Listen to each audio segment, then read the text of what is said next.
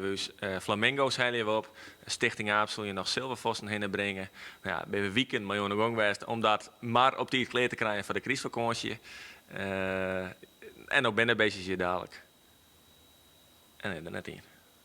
De beesten bij Sanje Safari in Veenwouden hebben het de komende tijd lekker rustig. De stokstutjes loeken haar waarom in het hok. De vogeltjes matten mokoma vermaatje. En de nieuwe flamingo's matten nog even wachten om haar aan het publiek vat te stellen.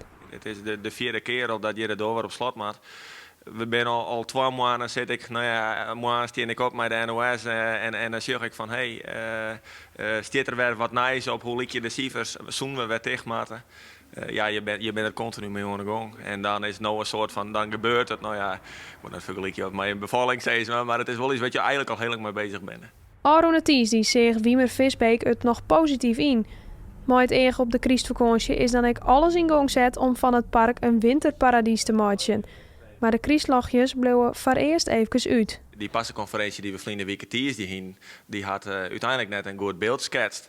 Ondanks dat ik me er al zo bewust van wie, wat ik al zei, wie continu denken, hoe komt het, maar wat wil het net van. Nou ja, nou doe je het eindelijk los te letten en dan krijg je het op een oors.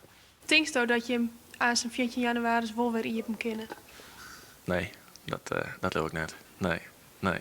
En dus zal ek de draaimoenen de komende tijd stilstaan.